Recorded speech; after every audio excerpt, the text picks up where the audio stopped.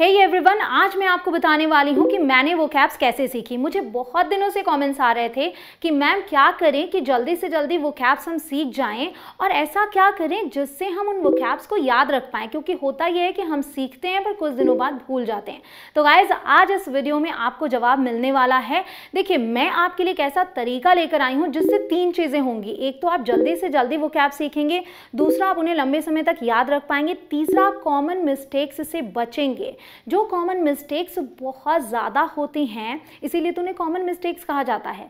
Mostly आप देखेंगे तो जब भी कोई इंग्लिश बोलने की कोशिश करता है, ज़्यादा से ज़्यादा शुरुआत में मिस्टेक्स होती हैं, और क्योंकि कोई इम्प्रूव करने वाला नहीं है, कोई बताता नहीं है कि आपसे गलतियाँ हुई हैं, वो आपकी आदत में आ जाती हैं। तो सबसे अच्छा तरीका ये है कि शुरू में ही जब आप सीख रहे हैं तब ही आपको पता हो कि ये मिस्टेक है और आपको ये नहीं करना है। मतलब आप सही चीज़ को सीखें। अगर सही चीज़ को सीखेंगे तो हमेशा के लिए वो अच्छा होगा। जब गलतियां ही नहीं करेंगे तो कॉन्फिडेंस के साथ इंग्लिश बोल पाएंगे। तो मैं तो आपके लिए बहुत ही अच्छा सा तरीका लेकर आई हूँ, लेकिन ये बता दूँ कि ये इंडिया के लिए नया है। मतलब इंडिया में इस तरीके से नहीं बताया जाता, लेकिन अंग्रेजी जिनकी भाषा है वहाँ पर इंग्लिश के वोकैब्स इसी तरीके से सिखाए जाते हैं। तो आफ्टर ऑल आपको बनना क्या है? आपको बनना है फ्लुएंट स्पीकर। आपको बोलना है नेटिव स्पीकर्स के जैसे। तो गाइज, उन्हीं के तरीके से सीखते हैं तो जल्दी सीखेंगे और बेहतर सीखेंगे। तो बस आप बने रहें इस वीडियो में एंड तक। मैं आपको सिखाती हूँ, इस तरीके से आगे बढ़ेंगे आप, बहुत जल्दी बहुत सारे वोकैब्स तैयार कर लेंगे। Guys, my name is Kanchan, you are watching me on English Connection. Let's get going. तो वो अमेजिंग तरीका है कोलोकेशंस तैयार करना। गाइस, कोलोकेशंस वो वर्ड्स होते हैं जो आमतौर पर साथ जाते हैं। तो सबसे पहले सेक्शन में मैं आपको बता रही हूँ कोलोकेशंस विद ऑन। तो अब देखिए, ऑन एक प्रेपोजिशन है और कितना कंफ्यूजिंग होता है ना, जब आप बोलने चलते हैं तो समझ नहीं आता कि कौन सा प्रेपोजिशन साथ में जाएगा। तो यहाँ पे अगर मैंने आपको बोला ऑन एज, तो ये आपने साथ में सीखा। अब आपको ये नहीं सोचना है कि एज के साथ मुझे कौन सा प्रेपोजिशन यूज करना है। जब आपने साथ में सीखा तो आपको पता है, इसका मतलब है घबराए हुए और चिंतित। ठीक है, देखिए सेंटेंस में आपको इसका मीनिंग बिल्कुल अच्छे से समझ में आएगा। She is always on edge before an interview. वह इंटरव्यू से पहले हमेशा घबराई हुई होती है या चिंतित होती है। So she is always on edge. अब आप इसका यूज कर लेंगे। फिर है ऑन गार्ड, मतलब चौकीदारी करना। तो देखिए, that dog is on guard all day long. वह कुत्ता पूरे दिन चौकीदारी पर है, ठीक है, कर रहा है। फिर है ऑन हैंड। हैंड मीन्स हाथ, लेकिन ऑन हैंड जब हम यूज करते हैं, ऑल्सो टू हैंड भी होता है, बता दूं आपको।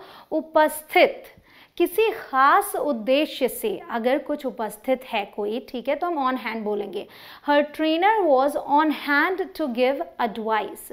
उसका ट्रेनर या उसके ट्रेनर मैं बोलूँगी, क्योंकि ट्रेनर हैं तो हम रिस्पेक्ट देते हैं। सो उसके ट्रेनर सलाह देने के लिए उपस्थित थे। So on hand. फिर है ऑन सेल। आई नो कि देखिए, शुरू में आपको इन चीज़ों को ग्रास्प करने में, समझने में थोड़ा सा वक्त लगेगा, लेकिन जैसे ही आप प्रैक्टिस कर लेंगे ना, इजी हो जाएगा। प्रैक्टिस से सब कुछ इजी हो जाता है। तो आपको हर एक कोलोकेशन के साथ प्रैक्टिस करनी है, मतलब खुद से और सेंटेंसेस बनाने हैं। अब ये है ऑन सेल, मतलब सस्ते दाम पर उपलब्ध। ये तो आप जानते हैं कि सेल पर कोई चीज़ है तो क्या यूज़ करेंगे? ऑन यूज़ करेंगे। This bed is on sale. ये बेड सेल पर है, वी शुड बाय इट। हमें इसे खरीद लेना चाहिए। फिर है ऑन टीवी। टीवी के साथ हम इनका यूज़ नहीं करते, हम ऑन का करते हैं। ऑन टीवी, टीवी पर कुछ आना। तो टीवी पर क्या आ रहा है? What's on TV. अब यहाँ टुनाइट है, मतलब आज रात टीवी पर क्या आ रहा है। फिर है ऑन टाइम, मतलब समय पर, नॉट अर्ली और लेट। ठीक है, समय पर, ना तो पहले ना तो बाद या फिर देर से। He is always on time at work. वो हमेशा ऑफिस टाइम पर आता है, समय से आता है। ठीक है, अगला है ऑन पर्पस, मतलब जानबूझकर। तो अभी आप किसी से बोलते कि आपने ये जानबूझकर किया, तो आप ऑन पर्पस यूज़ कर लेंगे।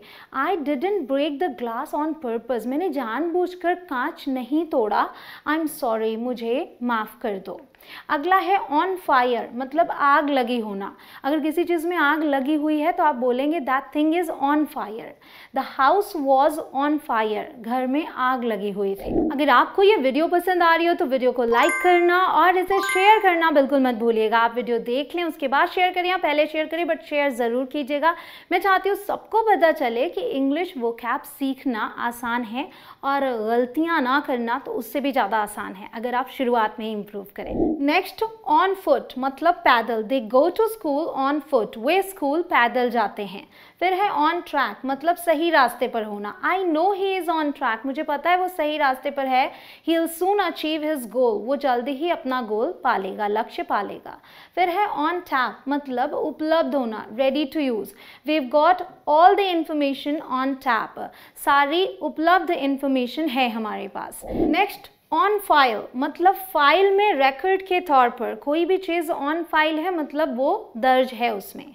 रेस्ट अश्योर्ड, भरोसा रखें। Will keep your details on file, हम आपकी डिटेल्स रिकॉर्ड के तौर पर रखेंगे। अगर आप चैनल पर नए हो, अभी तक चैनल को सब्सक्राइब नहीं किया तो आगे आपको और वीडियोस चाहिए तो सब्सक्राइब करना ज़रूरी है। गाइस नीचे रेड कलर का बटन आ रहा होगा, उसे क्लिक करके सब्सक्राइब करें। उसके बाद आने वाले बेल आइकॉन को प्रेस करें ताकि आपको नोटिफिकेशंस टाइम पर मिले। नाउ कोलोकेशंस विद इन, अब हम प्रेपोजिशन इन के साथ जो कोलोकेशंस हैं उन्हें देखेंगे। इन लक, मतलब भाग्यशाली। योर इन लक, तुम भाग्यशाली हो। There is one ticket left, एक टिकट बची हुई है। इन केस, अगर ऐसा कुछ हुआ तो, जैसे आप बोलते हैं ना as a precaution, take your umbrella in case it rains, अपना छाता ले लो अगर बारिश हो जाए तो काम आएगा तुम्हारे। अगला है इन इंग्लिश, कोई भी सब्जेक्ट हो, अंग्रेजी में, और in Hindi etcetera, like in Hindi, in English, in French. Please speak in English, कृपया अंग्रेजी में बोलें। फिर है इन फैक्ट, मतलब असल में। शी डिडंट से दैट, उसने ये कहा नहीं। In fact she said the opposite, असल में उसने इसका उल्टा कहा। The next one is in theory, मतलब जो होना चाहिए, what is suppose to happen. और फिर है इन प्रैक्टिस, जो सच में होता है, what usually happens. In theory things can only get better, theory में क्या है कि चीज़ें केवल और केवल सुधरती हैं। इन प्रैक्टिस, लेकिन वास्तव में they may become a lot worse, वे बदतर हो सकती हैं, काफ़ी बदतर। फिर है इन टीयर्स, मतलब रोना। He was in tears after the meeting that day, उस दिन मीटिंग के बाद वो रो रहा था। फिर है इन टाइम, आपने ऑन टाइम देखा था, अब इन टाइम का मतलब समय के अंदर, not late. Okay, will you be able to finish it in time, क्या तुम इसे समय के अंदर ख़त्म कर पाओगे। फिर है इन रियल लाइफ, असल ज़िंदगी में। Perhaps I seem very talkative on YouTube, शायद मैं यूट्यूब पर बहुत ही बातूनी दिखती हूँ, बट इन रियल लाइफ, लेकिन असल ज़िंदगी में आई एम क्वाइट शाई, मैं काफ़ी शर्मीली हूँ। इन जनरल, मतलब आम तौर पर। In general women here are very friendly, आम तौर पर यहाँ औरतें बहुत ही फ्रेंडली हैं। फिर है कोलोकेशंस विद एट के साथ कोलोकेशंस देखिए आप। एट लार्ज, इसका मतलब बिल्कुल अलग होगा, आप जो सोच पा रहे हैं उससे अलग। क्या है, पकड़ा ना गया होना, जैसे चोर भाग गया, अभी पकड़ नहीं पाए उसको, so he is at large.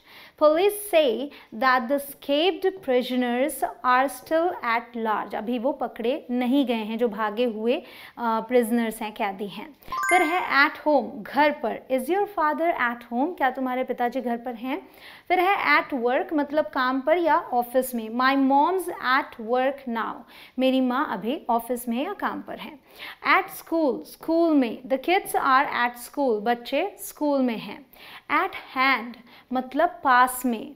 देखिए यहाँ पे एट लगा हुआ है हैंड के साथ, तो उसका मतलब है पास में। Don't worry, help is eight hand, मदद पास में ही है। फिर है एट रिस्क, मतलब खतरे में। That would mean putting other children at risk, इसका मतलब होगा दूसरे बच्चों को खतरे में डालना। कोलोकेशंस के बारे में और डिटेल में जानने के लिए आप इस वीडियो को देखिए। इसे देखने के लिए आप यहाँ आई बटन पर क्लिक कर सकते हैं या फिर लिंक आपको डिस्क्रिप्शन में मिल जाएगी। नेक्स्ट एट वंस, मतलब तुरंत। गो देयर एट वंस, तुरंत वहाँ जाओ। फिर है एट लीस्ट, कम से कम। At least give her some food before scolding her, उसे डांटने से पहले कम से कम उसे कुछ खाने को दे दो। एट फर्स्ट मतलब शुरू शुरू में, at first I couldn't understand what she was saying, शुरू शुरू में मैं समझ ही नहीं पाई वो क्या कह रही थी। फिर है एट लास्ट मतलब अंत में, at last they were able to afford a house, अंत में वे एक घर खरीद पाए, ठीक है, या वे सक्षम थे एक घर खरीदने के लिए।